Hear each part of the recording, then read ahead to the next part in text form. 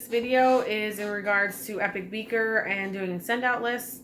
At the hospital I'm at, it seems like that's a big thing that it's pretty common to have to use, especially on the off shifts. It's good to know how to put on a list because there's a lot of specimens that need to go stat from our lab that we have to call a stat courier, and they weren't really knowing how to do the packing list to get specimens on. And I actually took it a step further and I made a whole binder of quick reference guide binder for all of Epic, like criticals, faxing, you name it, on a daily basis that they would need it. I made a binder for it. I'm doing this video the best I can as far as the sheets I put together. I'm going to also take a picture of the book I put together.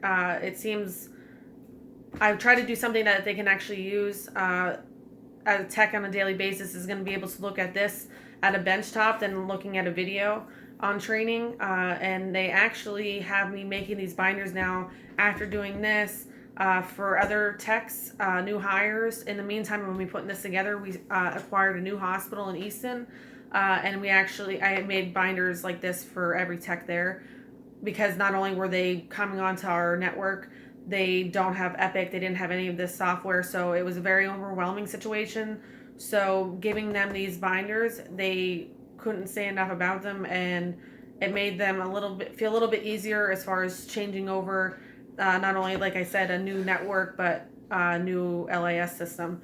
So I actually put, just to make it kind of like that they had a laugh looking at it, I used the Beaker guy from the Sesame Street Muppets on the front binder, and then Beaker quick reference guide I put in the top. It has everything here. I took the sheets out that we'll be going over for the packing list, which was the main problem we identified for this video. Packing list editor is the activity in Epic that you'll put all your specimens on that you don't do in-house.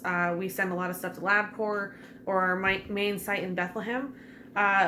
First, you'll go to the Epic button and the packing list editor, and then you'll hit create, which I have here listed, and then the screenshot is down here of what the box will look like when it pops up, and then you'll be choosing where it's going and what the temperature is, and then on the back here shows what it would look like on the list. So your list of specimens here, they're the temperatures, and then over here there's a comment box. There we put our bag numbers in case there's a problem that a bag was missing, which that's happened before. We're able to track that bag and see if it was scanned anywhere else, and it also shows you how many containers are on that side and your tube type and all that stuff, and where it was collected and your patient name. And then here it'll have where it's coming from to where it's going. And then as you're going through, and that would be how you manually put your specimens on, and they're all temperature regulated as far as it can only go on certain lists for the temperatures.